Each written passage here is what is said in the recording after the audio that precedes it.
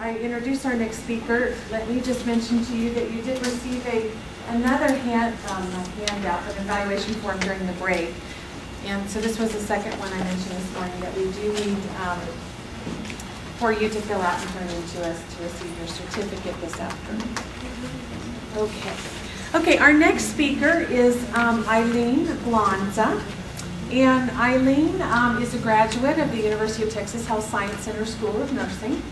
And she works for KCI, which is a company I'm sure that most of you are familiar with. And she is a clinical account manager for them. And she's actually going to give two presentations, and she's going to talk about the guidelines for the treatment of pressure ulcers and then also the wound VAC. She's going to do a demonstration for you. And the good news is she says she'll be done with this in about an hour. And then we can go. So, Aileen Blanza, please welcome her. I was overwhelmed with the presence when I came in. I'm so proud that you guys can, come out on a weekend to do wound care of all things, because I remember when I worked on the floor, wound care was like the last thing on my radar. I didn't know what from what, so I just wanted to commend you guys for making it to the class. Like I said, it won't take, between this presentation and the wound VAC presentation will be the briefest part of the presentation. It will be less than an hour. But to get your CEU credit, I'm assuming you've done several evaluations for the day already. I'm going to need those back to be able to give you one CE program for this one. This one is wound care related. It's going to kind of round you off. We're going to kind of go back from the basics and talk about dressings and debridement and stuff like that. We'll get into that in a minute. So anyway, stop me at any point if you have any questions, and we'll go ahead and get started.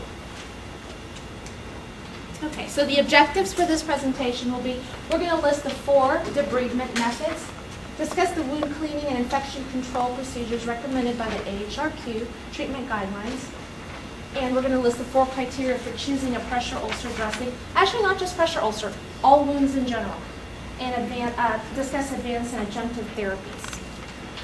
Briefly, really briefly. Okay, so part of the wound and ulcer care would be these things up here. Debridement, you probably heard of a lot of this stuff already throughout the day, so it might be repetitive to you. Debridement, wound cleansing, applications of dressings, some adjunctive therapies, and operative repair. And these should be all part of basic wound care when you're assessing the wound in the beginning. And all this is research-based, and we have known this to be effective. So everything we're going to discuss is all research-based, but we know is going to be effective to treat wounds. So the first thing we're going to talk about is debridement. The definition of debridement is the removal of vitalized or dead tissue. We know that in ulcer and wound management, wounds are not going to heal unless this dead tissue or dying tissue is removed. Also, one of the biggest reasons this has to be removed is that it harbors infection. Wounds, we know, will not progress to healing and will stay in the inflammation phase if these dead tissues are not removed. So the type and amount of dead tissue in the wound will dictate what type of debridement we're going to use. And then also we're going to talk about the dressings to use before and after debridement. And something I don't normally think about when we debride patients are pain management, pre and post. So there's 4 types to know: autolytic, enzymatic, mechanical, and the most invasive is surgical. This is listed from the least invasive to the most invasive, which is surgical or sharp debridement. So the first one is autolytic. This is the least involved the debridement methods. This process takes forever, and it's because we're allowing our own body to debride or remove this dead or dying tissue in the wound. And basically how we do or induce autolytic debridement in the wound is putting something like Tegra. We'll talk about that. So just applying something like as simple as Tegra over the wound. And that's the least invasive, so if a patient will not tolerate, like a surgical type of debridement, this is an option for them. But let's say, I've never even heard of clinicians using this. The next one is enzymatic. You've probably heard of this. It's one of the most common debridement methods, and that's with the use of chemicals. You've heard of the most common, I think it's used in the market, is enzyme sample. And some of this is selective to dead tissue, so like Acuzine, for example, you put that over the wound and it's not going to be tissue selective. It's going to debride dead and alive tissue. But there are chemicals on there, other enzymatic debriders that is selective that will only get at or attack dead tissue, dead or dying tissue. Then mechanical is the next one, and that's where they use a pulse lavage, Let me make mention here that wet to dry dressings is a type of mechanical debridement. I hear a lot of nurses, I want to stay here for just a second, a lot of nurses or clinicians still talk about wet to dry as a type of dressing. Do you guys still hear that? I hear nurses say all the time, oh yeah, we're going to slap on, for example, on the wound vac, alternate dressings like a wet to dry. And I always want to correct them and say, no, wet to dry, you mean wet to moist, because wet to dry is not a dressing type, it's type of debridement. So, anyway. And then finally, surgical debridement is the most invasive. And if they're a candidate, most of the time, if we're going to go see some wounds, the selection of choice would be surgical or sharp debridement. Okay, so we're going to kind of look at wounds, and you guys are going to tell me, if you were the clinician or treating this wound, what you would do and which type of debridement method you would choose. So this type of wound here, what would be the best? And we'll say that all are surgical candidates. What would be the fastest and most effective way to debride this type of a wound? And so remember, the type and the amount will dictate what you would use. So what do you guys suggest? You saw this one. It looks like hardened slough, and with the type of amount, probably what a clinician or a surgeon would, or a doctor would use would probably be surgical, maybe sharp debridement. What do you guys think? Okay. What about something like this, with brown or black eschar over the wound? Probably sharp also, maybe surgical if they're candidate. What about something like this, though? This is just slough. The most aggressive would probably be sharp debridement, but I've also seen wet to dries. A wet to dry dressing could be appropriate for this wound. Maybe the use of Actazine is probably something that I would see ordered for this type of wound. So again, we're considering the type and the amount would let us know which debridement method to use for the wounds. This is a picture of a wound where they're using autolytic debridement. It's hard to see, but there's like a Tegaderm film over it. And like I said, that'll take forever if we did use that as an option. But this whole wound is covered with slough, so this patient probably was not a surgical candidate, so that's what they used. Dressings after debridement. AHRQ recommends that they use a clean or dry dressings, normally gauze 8 to 24 hours after the sharp debridement, and then moist dressings 24 hours after that. And just following up with a clean dressing. Okay, so this is where we get a little controversial. With a show of hands, who would debride this wound if they saw it on a patient? And I'm not giving you background, but I will, about this patient. Who would debride? Show of hands. It's on the heel. Who would debride that? Who would suggest to a doctor or a surgeon, sir, I think we need to get this eschar off this patient. So I'm assuming the rest of you guys will not debride it good. What if I told you this patient was diabetic, neuropathic, had severe peripheral artery disease, vascular disease, we'll just say that. Then would you debride it if I told you that? With that known, would you debride it? Especially not. So this is where the controversy occurs. A lot of us will see a wound and will want to immediately remove it or do something about it. But what the AHRQ actually recommends is that we leave this healed wound alone, because if we consider the factors of what caused this pressure ulcer anyway, they're probably not going to heal if we touched it and removed it. So this is what we call a stable heal cap. Versus this, if I showed you this picture, would you debride this one or touch it or do anything about that? Yes, because this is what we call an unstable. This is unstable. As evidenced by the redness, and there's probably, you can see some swelling and maybe some drainage. If it's an unstable, then yes, AHRQ recommends to remove that and debride it out. But again, there's that risk of it not healing. But if it's unstable, because of infection control reasons, other reasons, we would have to debride this wound. Okay, wound cleansers. We know we have to clean the wound, and I always see this when I do wound vac consults. A lot of nurses remove the wound vac, they reapply the dressings again, and they didn't even bother to clean the wound. Cleaning a wound is always going to be wound care 101, part of wound care.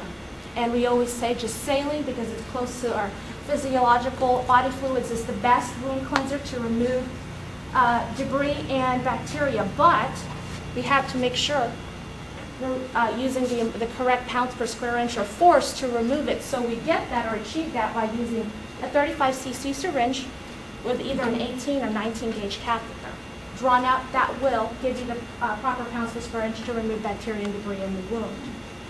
So if you're just cleansing the wound and pouring it in there, we're not doing anything. I've heard clinicians say we're just bathing bacteria. So if we're not adequately using enough force to remove this, it's not going to do anything but bathe the bacteria in the wound. Do you guys agree? Have you heard this before? So 4 to 15 psi is what we AHRQ recommends, using a 35 or 30 cc syringe with an 18 to 19 gauge catheter. And saline is sufficient enough. Antiseptic cleaners, unless if it's diluted properly, is cytotoxic to fibroblasts in the cell, so we don't recommend. If possible, saline is just fine. So like the agents below, betadine, Vivaclin, Spisohex, for example, should not be used. Now, I know there's some clinicians that like to use it. Like I know sometimes they'll put betadine and place it in the wound and gauze. Now, I know if it's not used all the time, it's not going to kill. It's going to kill the bacteria as long as we're not continuing to use it, is the only time we don't recommend it. Also, betadine and Vivaclin is used like as a pre-op to prep the area around the skin before, but not normally used as a dressing or something as a wound cleanser. Any questions on that? We're talking about all kinds of wounds here, surgical wounds, incisional sites, pressure ulcers. When I talk about, let me clarify that. So we use those agents to clean around the wound. I'm talking about to continuously use it inside of an open wound area. It's not recommended using the fibroblast and fibroblast migration. So therefore, wounds not recommended. So outside on intact skin, okay, but not in the wound, pouring betadine in the wound. And sometimes too, they say, like if you use betadine, if you, I'm sorry, I just lost my train of thought there. Back up. I lost my train. Let me go back to that when I get my train of thought. Okay. So we'll talk about dressings. There's hundreds of different types of dressings, so let me just classify the different types of dressings and how to pick the type of dressings depending on the wound that you have and amount of drainage, because that's important. So the selection of dressing, these are the factors that you're going to want to think about. We want a dressing that'll, of course, keep them moist. Ulcer bed, one that'll keep surrounding skin dry. A dressing that'll control exudate or the amount of drainage coming out of the wound. Of course, also conscientious of caregiver time. One that you won't have to change every hour, because we have dressings that can absorb more amount of fluid, so you're not having to change it every hour. We want dressings too that'll prevent abscess formation and keep the dressing intact. So some dressings that'll promote a moist ulcer bed are transparent dressings like Tegaderm, hydrocolloids like Duoderms, hydrogels, and alginates, like the one pictured here. So the first dressing, the transparent dressings made of polyurethane membrane, like Tegaderm and Opus IV, the most common, made by 3M. Our VAC drape is also made of polyurethane. This dressing allows you to assess your wound. Versus we're going to talk about Duoderm because you can't see through it. But the problem with this is it's not absorptive. So if you have a wound that's draining a lot, you might not want to choose this as a type of dressing over that wound because it's going to lift right off. It also permits water vapor transmission and it's impermeable to bacteria. But like I said, it's not absorptive, but it allows you to assess your wound. So good for wounds for, let's say, debridement with minimal drainage. Okay, so hydrocolloid dressings, most commonly called maybe like Duoderm. It comes in so many shapes and sizes now, hundreds of different types. There's a regular hydrocolloid on the right and then the thins. This absorbs some drainage. You can use it as a secondary dressing along with something else. So good for low to minimal draining wounds. It will absorb it. Some manufacturers say that you don't have to change it but every 7 days. So if you're thinking about a dressing that's conscientious of the caregiver type, this is one. Hydrogel dressings. It comes in two forms. One form on the right is the hydrogel. Have you guys seen this or ever used this in a wound? I've seen wound care nurses use this, for example, for wounds to hydrate wounds. If your wound is really dry, they'll squirt some of this in the wound, and it's water-based, so it'll moisten it up. And it also comes in the sheets. My husband actually got to use this when he burned his face when we were barbecuing. The smoke flew back up to his face and cinched his whole forehead, all his face, and this has a cooling effect, so he was putting it on top of his wound. So it comes in the gel and the sheets. It'll provide a moist wound environment primarily for that reason, but be careful to put too much because it can also macerate your wound if you put too much in there. It'll promote granulation and reepithelialization of the wound, and can somewhat, the hydrogel, facilitate autolytic debridement. So down the bottom, it's hard to see. The hydrogel sheets are used for like radiated burns, like what I mentioned with my husband, because it has that soothing, cooling effect to it. Exactly. Well, with some drainage, with no drainage, because if it's a dry wound, then there would be no drainage. Right. So one time we were consulting like a big abdominal wound, and it was dry like paper. You can touch it. I mean, you can just look at the wound and know it was dry.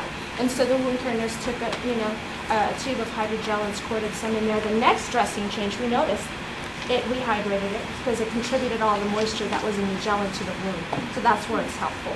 Yeah. I don't see it used very common. Actually, we forget that it's there sometimes if the hospitals don't have it because it can be expensive. Yeah. Okay, the alternate dressings come in ropes or sheets. The maker that sticks to my mind that I know that makes this commonly is Aquacel, and now it comes infused with like silver for infected wounds, and this is highly absorptive.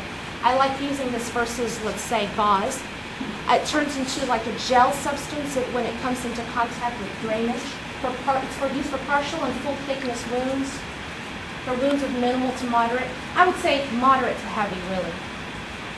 The ropes are used to place like in dead air, let's say undermining and tunneled areas, instead of packing it with gauze if there's wounds with high drainage.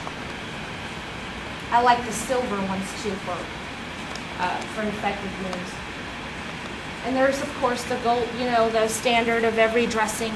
I would have to make mention gauze dressings, and it comes in many sizes, many sheets and rolls. It's the cheapest one to use. It's used as a primary, secondary dressing, so I won't really talk about gauze very much. Also, it's important to keep the surrounding skin dry, otherwise we can macerate. Wounds will macerate. Also, if you're using any kind of adhesives, I hope you guys are making a practice to use stuff like Kevlar or skin prep, so that it serves for two reasons. Number one, it makes all your dressings stay longer, and then when you're removing it, you're not stripping the patient's skin, but stripping that instead. So I know of one hospital in San Antonio that doesn't even stock this, and I was appalled to know that because for every dressing that we use, if it's adhesive, they should be laying this down. Yeah, so when I was surprised to know they didn't have this, but most hospitals, I would say all the hospitals except for that one don't do it. Have you guys seen this type of dressings foam? I thought when I worked on the ICU, this was for padding. We use this a lot for patients that we, I guess weren't turning as often. We were putting it under the back of the head so they weren't developing the pressure ulcers. I didn't realize this is actually a dressing you put over wounds that have a lot of exudate. So this is used as a secondary dressing over gauze, over Aquacel. Even over Duoderm, I guess, if you want to. But just so you're aware, there's also the foam dressings. Preventing abscess inflammation, of course, is important. That's why we're probing with a Q-tip to make sure there's no tunnels or undermining, because if we're not putting dressings in those areas, then we can get abscess formation in those areas in the wound. So we want to make sure we're probing, like I said, and also packing it with gauze or whatever material we have to make sure we don't get abscess formation. And still, some of the examples to use would be rope alginate, strip gauze, beads paste powder, form of hydrocolloids.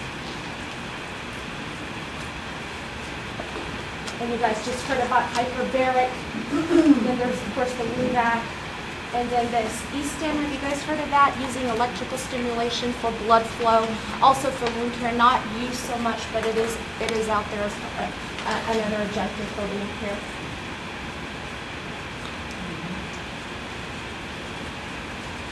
So, of course, we talked about this, and you guys have heard it throughout the day. Controlling and treating infection is key for wounds because it is an opening in the body. We want to keep it under control.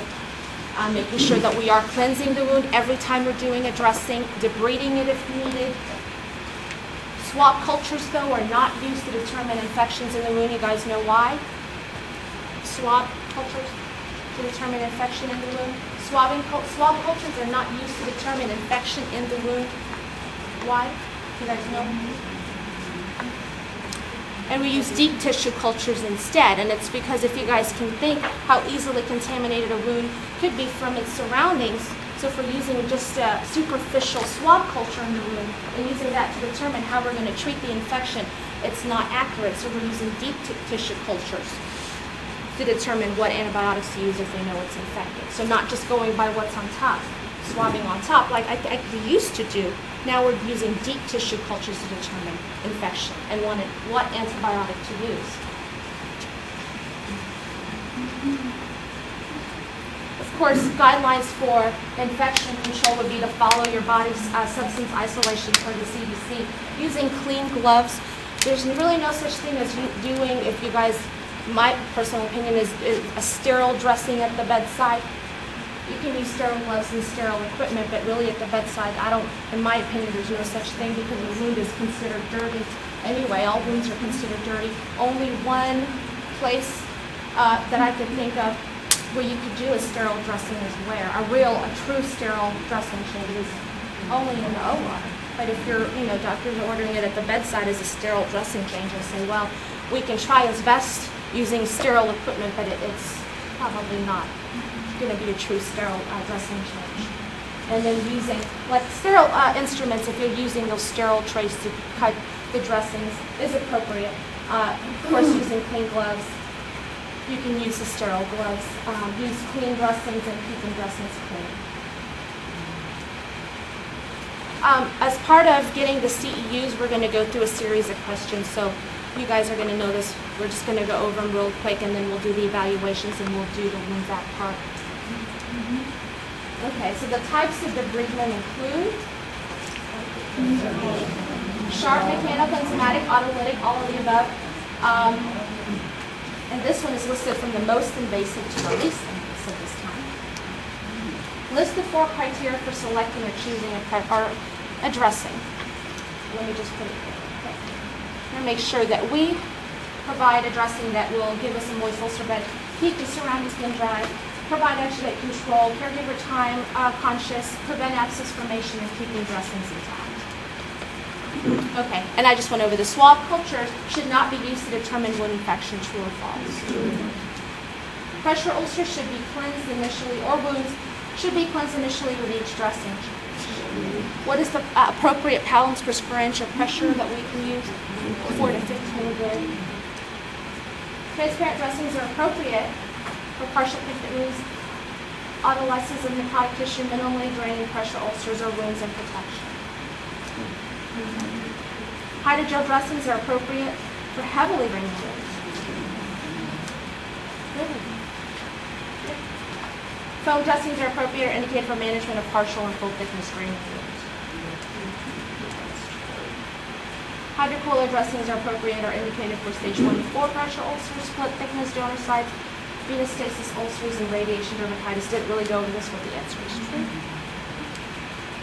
To prevent abscess formation, eliminate dead space by loosely filling cavities with dressing material.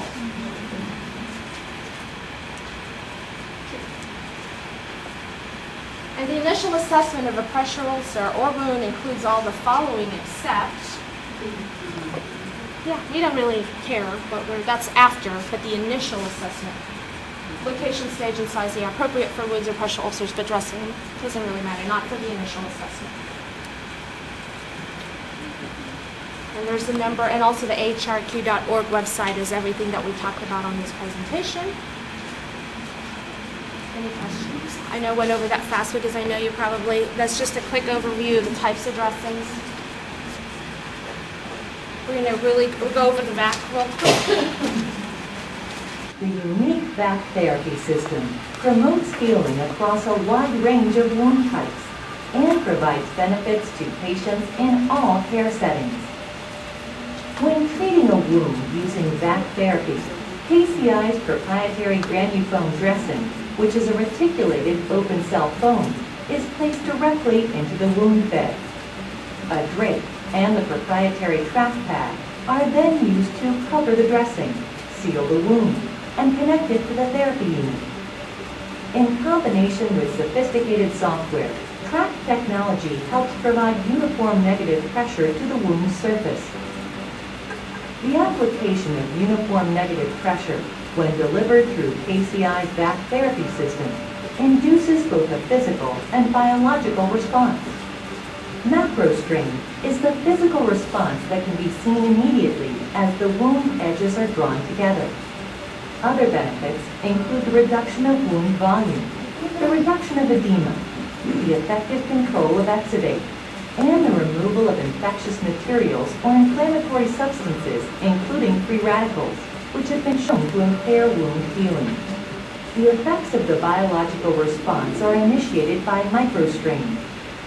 Microstrain results from the manifolding of pressure across the proprietary granulofoam dressing to the wound surface. This creates areas of cell surface strain or microdeformation. Studies have demonstrated that cells respond to strain by expressing special receptors on their surface and turning on genetic pathways in the cell, which promote healing activities. These include increased metabolic activity, stimulation of fibroblast migration, increased cellular proliferation, and extracellular matrix production. In addition, a decrease in edema and the subsequent improvement in perfusion at the wound site supply the required blood, nutrients, oxygen, and growth factors required for healing. All this leads to the formation of healthy granulation tissue in the wound bed and the characteristic undulation seen in wounds treated with VAC therapy. Over subsequent dressing changes, the granulation tissue fills the wound bed, further reducing the volume and preparing it for final closure by secondary or delayed primary intention. KCI's VAC therapy system, better by design. Real quick, let me pause it. We have another 2-minute video to watch. To place this machine. We're in the process of switching it over from this one, the portable. It's not a portable, it's the hospital one, to replace this one, but the VA and government contract has prevented us to do it not till probably 09 or even 10, but we're not sure yet. And this is what replaced the home VAC. This is what it used to, well, it's still this, but this is what replaced that. So eventually our goal is to make these machines obsolete and retire and replace them with these 2 machines. What I want to briefly mention is if patients are coming into your facilities with this or this, they need to be placed on the hospital VAC, this or this, depending on where you work, because the billing is different for that, so I have to make mention. When they're on this machine, they're billing the hospital. When they're on this machine, they're billing their insurance. So if they come in, we have to put the billing on hold for the portable one. This is the reason why we have to put them on the hospital. Another important reason for that is the canister that goes on this machine is not compatible to this machine. So the hospitals don't stock the canisters for the portable one. That's another reason why you want to switch them over. And all you have to do is call Central Supply. All the hospitals have these in stock, so you just have to switch them over. And then the dressings and the canisters are also in the Central Supply. I just wanted to mention that. Any questions that come in your mind? It's a lot of them normally when we talk about the portable and the home ones. And also what's been happening sometimes is they're leaving the hospitals that have this machine to like long-term acute care facilities that have this one, and they get confused. These also, the canisters for these 2 are not compatible with each, so you have to switch them out. And I brought that here to see it. Okay, and then the last video is a 2-minute video of dressing application. And then we'll stop and talk about troubleshooting here, and the class is dismissed after that.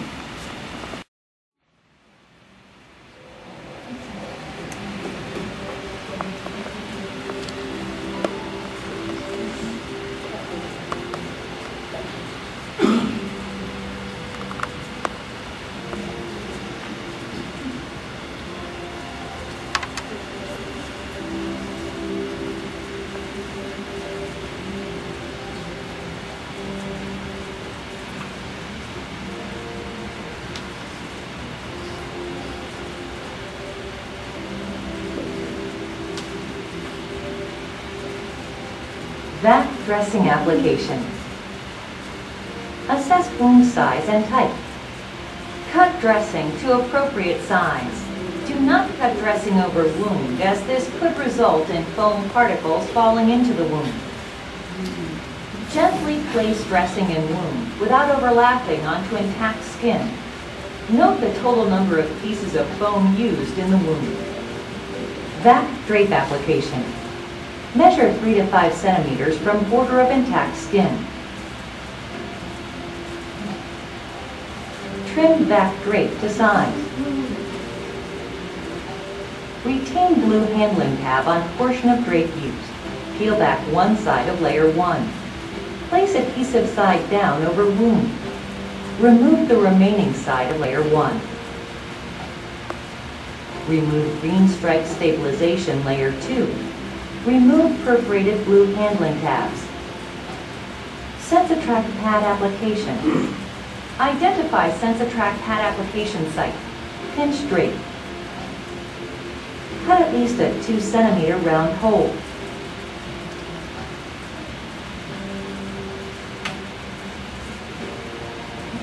Do not cut a slit or an X, as it could self-seal.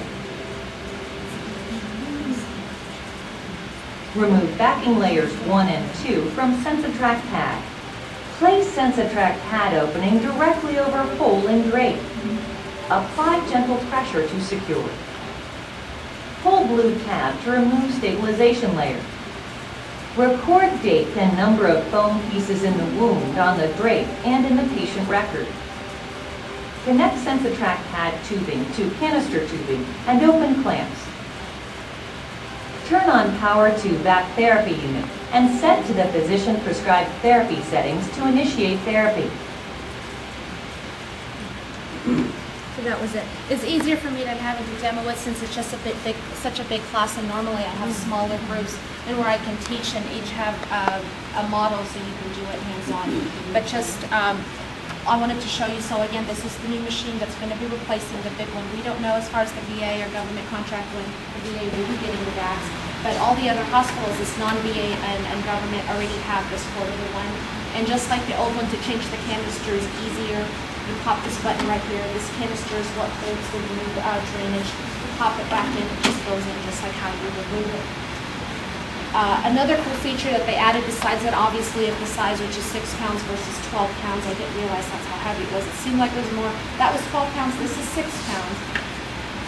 Is you can put it over the bed like you normally would, but I like it because I recommend that you put it on the IV pole so that if they ambulate or go anywhere on trips, you can put it on the IV pole. It's easier and it doesn't tip the IV poles like the big one used to do. The battery life on these are it's 10 hours versus 6 hours. 6 hours versus the 4 hours. The portable one is 12 hours. So it lasts a long time and they can go wherever pretty much and have the battery powering therapy the whole day. So for home patients. I won't go through the buttonology because you can't really see it, but another feature they added on this machine is you can put your SD or USB card on the bottom and upload pictures. So for those moments when the doctor wasn't at the bedside to see what you did, you can upload the picture right before you put the dressings on, and they can see what the wound looked like, so they don't have to remove dressings. So that's a cool feature, but I'll tell you, we're not using that feature as we'd like to, as what this VAC was designed for. But that is available if you should choose to work together, and I have to do extra training for that in itself. But the cool feature on this VAC is that it is smaller because we've gotten so many complaints that it was so heavy, and that the battery life is longer. And the screens are brighter as well. But the pressure settings and everything else work the same.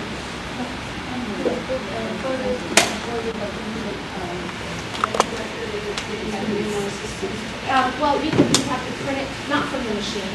So you would have to print it from your flash card or USB instrument printer. So not from. What it can print out are a bar graph to trend wound sizes. So it'll do a little printout, but not of the feature. We have to cover it. I have to also mention the portable one for home does not have that feature, only the acute care hospital. We still have the VAC. They made a picture that irrigates as well. If you need a wound that needs to be irrigated, you have that VAC to irrigate. Not a lot of surgeons use that one, but we have that mobile. That one still looks like the old VAC. It doesn't look like this yet. They haven't figured it out yet.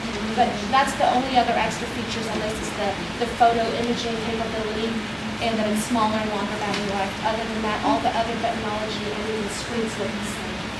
I think there's like 2 extra languages that they added on. Instead of a 12, they have 14 languages now. And I don't even teach that because once we get it like in Dutch, no one can understand it. So normally we keep it in English. But yeah, so that's how. Oh, the other, they have, it also shows you now if there's a leak, there's a little cue, the machine leak in the dressing was before you have to use either your ears to listen to the high-pitched sounds. This one will visually show you by sound and visual cue to tell you where your leaks are. That's another extra feature that this machine has that the other one.